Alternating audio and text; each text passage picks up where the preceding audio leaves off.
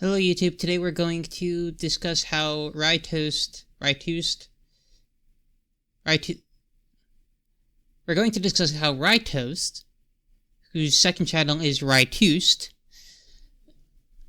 would like to make his perfect Pokemon game, and how I might want to make my own.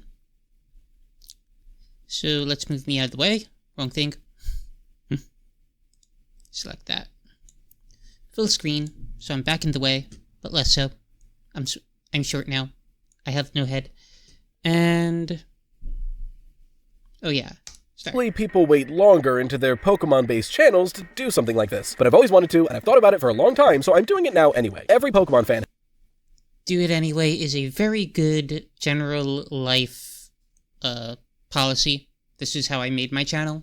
Has dreamed of their perfect region, something that's filled with the things that inspire them and the things they know best. And I'm not immune to propaganda. I've done the same multiple times, pretty much throughout my whole life. But what would mine look like, especially now? And Game Freak, take note. I'm okay if you copy this idea, but I do expect $1 million. Frankly, I just want to see this.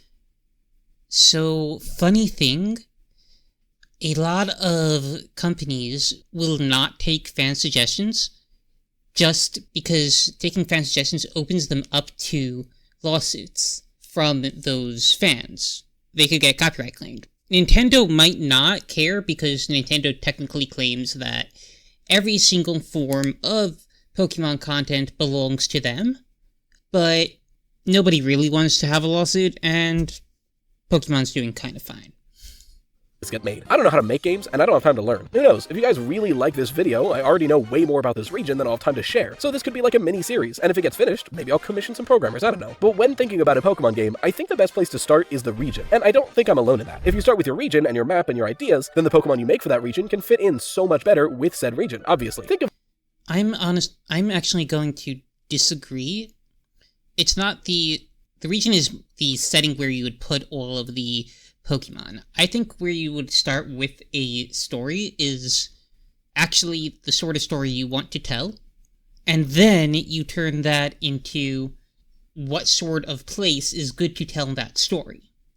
For example, I play Pokemon Tectonic a lot, and they wanted to tell a story about a trainer who is going through a region that their mother, his mother, you can pick any gender you want there, that their mother was involved in stabilizing. And so that informed a lot of how the current region looks. Because, those people who were involved in it being unstable did not disappear, they actually became the local government. Of Galar, we would have never gotten a T Pokemon if they didn't start off basing the region on the UK. So to start off this series, I think it makes the most sense to just focus on the region itself, where it's based off of, the towns, the cities, the gym leaders, and things like that. Then we can move on to the lore, the story, and Pokemon later on. But I really hope we get to that, because I have this whole legendary system based off of Wiccan gods, which really doesn't have anything to do with my region, it just has to do with me. Anyway, region. I mentioned this in my Gen 10 prediction, but I love densely wooded areas. I'm a very nature-based person, and I feel like Pokemon Company hasn't really had a region like that yet. Don't get me wrong, all of the Pokemon regions are filled with forests, and there's at least one forest area in every game. But I mean like densely wooded areas the whole time, or at least the majority of the area. None of this... Also, while, he's going with the Emerald graphics, and yeah, having a wooded area where the woods keep you from going anywhere, where the trees keep you from going places, is not significantly... it doesn't feel like the woods. It doesn't feel like a forest. You can explore a forest. I love hiking in forest, but yeah, I'm with him on this. Open field nonsense. You remember that one area in the Sword and Shield DLC that looks like this? A whole bunch of that. Obviously in a fun way, like you do need different environments, and there would be different environments, but I really want to lean into that and have the basic layout instead of plain field, forest. And there are better places in the world for this kind of region, but I live in Pennsylvania, and I know Pennsylvania best. So if I wanted to make a region with dense culture based on things I know, Pennsylvania is where it's gotta go. That's where I live. And not for nothing, but Pennsylvania is often ranked as one of the best states to view fall in. We're ranked highly for prettiest autumn weather in the US, and it comes down to how many different kinds of trees we have, so they all wilt at different times, leading to landscapes that look like this. Like, I live in the suburbs, but I often forget that I'm only a 30... Ooh. I need to go hiking in Pennsylvania, apparently. minute drive from landscapes that are just this beautiful. Also, the game is going to take place in autumn. Fall is my favorite season, so suck it. But when thinking of how culture would influence the map, I got to planning out the region itself. And forgive me, I'm not an artist, so I just went into my favorite D&D mapmaker program, Incarnate. Not sponsored, I just use them a lot. And I used the art assets in there to make a map. So this looks more like a D&D map than a Pokemon map, and you'll have to forgive that, but it's the best I can do. Maybe if this series actually takes off, I can look into commissioning an actual artist to make a real map, and not just this usable one. Here we go. Welcome to the Farber region. And yes, it is a combination of Farum and Arbor, or iron and tree in Latin. I don't use a lot of Latin in the naming of these areas, but all of the areas are some kind of inspired name, either a color and a synonym for a word, or a word in a different language, or some kind of pun. So let me know if you catch some of them in the comments below. But let me introduce you to these cities and their respective gym leader types. I don't have gym leaders themselves figured out yet, but that's probably more suited for the story segment of this series. However, their types are already figured out based on region. Furthermore, we'll just go left to right, down to bottom, because I can't really name them in order of gym badge, because in my perfect Pokemon game, you can do the gyms in any order, unlike Scarlet and Yes! Thank you! Violet, the difficulty is trained to your gym badge level, so you Yeah, I thought that was how it would be in Scarlet and Violet, by the way, and I ended up facing Grusha second to last, because why not? I was just completely overleveled for the Ghost one. It was very annoying. But yes, every single gym should be able to handle every single badge. Because, like, that is their job. That's the gym leader's job. What do you want? truly can do them in any order. Not like Scarlet or Violet, where, look, I love that you have the option, but there's very clearly a correct order to do the gym leaders in, always at the same difficulty. I want it to be more true to the anime, where you walk up, say, I have 3 gym badges, and the gym leader's like, oh, okay, let me put my ace away and pull out these 3 level 20s. So we'll start on the top left of the region, on the city inspired by the Erie region of Pennsylvania, Pintree City. We needed a snowy-based region, and Northeast Pennsylvania is probably the coldest place we get. Plus, I think the idea of an ice-based region being conjoined to a massive lake is really fun. And of course, the gym leader here would be an ice-type gym leader. To its right, we have Mount Lurid. If you notice this large mountain range down the center, it's kind of just a mixture of the Appalachian Mountains and the Susquehanna River. And it's at least inspired by that. Okay, the what river? Going to a massive lake is really fun. And of course, the gym leader here would be an ice-type gym leader, Susquehanna River. And it's If you notice this large mountain range down the center, it's kind of just a mixture of the Appalachian Mountains and the Susquehanna River. And it's at least Susquehanna River. Okay. It's inspired by that. And the pinnacle of it is Mount Lurid. Inside is where the Pokemon League is held, your Elite Four and Champion challenges. But the path to get here is fraught and dangerous. Of course, it always is. We love a victory road around here. Moving on, we have our Wilkes-Barre-inspired area, Maloon City. And don't get too proud, Wilkes-Barrians. A good bit of my family comes from this region, and they lovingly refer Wilkes-Barrian? Okay. to that town as the armpit of Pennsylvania. I wanted to represent that in Maloon City. So it's a poison gym town. Love you guys. Anyway, speaking of annoying and pissing off different areas of the US, we move on to Town. This is a little bit of a recreation. Pennsylvania does not have a coastline. We're landlocked. Instead of a coastline, we have a New Jersey. So in my perfect Pokemon region, New Jersey finally doesn't exist. Instead, we have a coastline. Yes! No New Jersey! No New Jersey!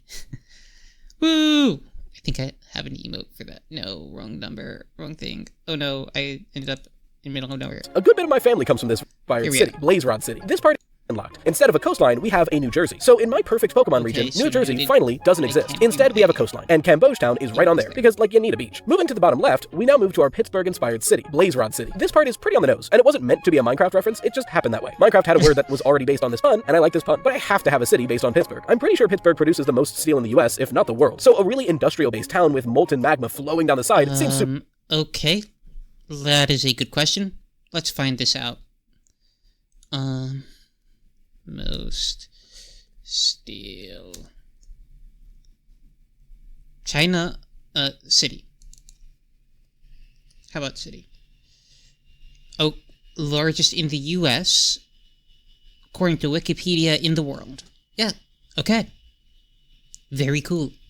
Super fun. And I was really torn on making this gym steel or fire, to the point where I almost made every gym in this region have 2 types, just so this gym could be steel-fire type. But then I really couldn't think of good type combinations for the rest of them, so I backpedaled. Instead, this is...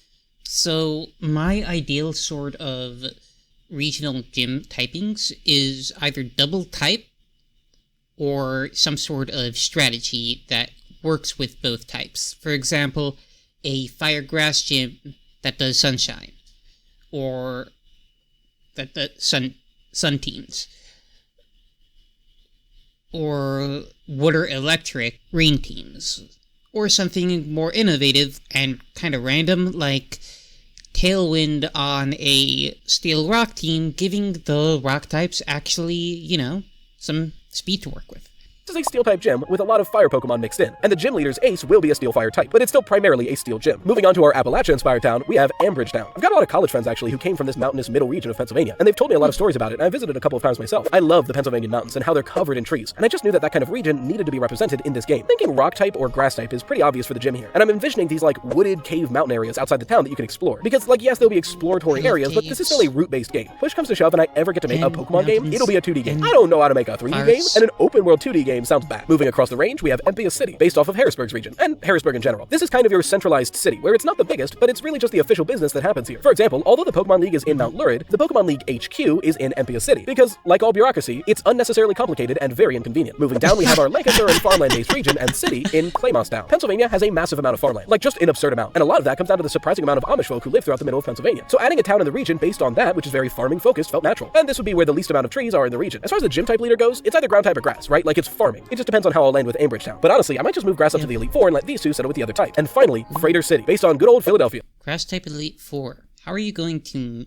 What would be a really tough grass type Elite Four member? The city I live like 15 minutes outside of, and I'm most familiar with. This is your big, bustling city of the region. Near the coast, so it would have the most non-farmers regional live like 15 minutes outside of. The Elite Four and let these two settle with the other type. And finally, Freighter City, based on good old Philadelphia, the city I live like 15 minutes outside of, and I'm most familiar with. This is your big, bustling city of the region. Near the coast, so it would have the most non-farmers regional citizens in it, and I don't think I have to tell you why the gym type here is fighting type. Gotta love Philly. To round us out, let's quickly go over the planned types of the Pokemon League of Mount Lurid. The actual characters themselves will remain unknown until later videos going over the plotline and lore of the region. But I went over all the gym types, so it felt only natural to include the Elite Four and Champion types here as well. Now, to be fair, not all these characters or types are specifically inspired by Pennsylvania. Frankly, the Elite Four isn't too closely tied to the region itself most of the time, since it's just a couple of individual trainers. But I did have a couple more things I wanted to shout out about Pennsylvania, so I'll do it here. For one, if you notice, I haven't mentioned oil or coal at all so far. Pennsylvania is a massive exporter of oil and coal, but frankly, I hate fossil fuels, and I want us to move on to greener pastures and greener energy. 9 times out of 10, whenever someone brings up getting rid of fracking, everyone's like, oh, but the jobs. Fracking is literally poisoning the water for thousands of people and ruining Pennsylvania. You can get a new job. End fracking now. Anyway, as much as I hate the fossil fuels, I couldn't not mention it. So the first Please invest in nuclear. Thank you. Elite Four member I envision Pokemon Uranium for the win. would be this big oil baron monopoly type guy who just uses dark type Pokemon. For the next one, I wanted to shout out how historic Pennsylvania is. We're one of the oldest states in the country, which, compared to other countries, is not a very impressive feat. I mean, the US in general is a little shy of 300 years old, but for the US, this state is very old. So I did want like a historian Pokemon trainer who's ghost type specialist to give a nod to that. The only other reference I had in mind for the Elite Four was just having an Amish farmer that's grass type. Like I mentioned, we have a huge Amish population, and I thought it would be fun to represent that a bit. The next two are just some guy so far. Larry's just gonna show up in your game, isn't he? But the last Elite Four member I want to be Bug-type. Not because it's particularly Pennsylvanian, just because there's only one other Bug-type Elite Four member in the entire history of Pokemon. That's Aaron from Gen 4. I just want there to be more. And the champion itself doesn't necessarily need to have a type, but I want them to primarily use Dragon and Fairy-type, because that seems like a really cool typing for the final challenger. And that's everything. Like I mentioned, this is just... Yeah, so if you want to make a Bug-type Elite Four member, like an actually challenging one, you would need to have a bunch of new introduced, I guess, powerful Bug types, because that type kind of sucks.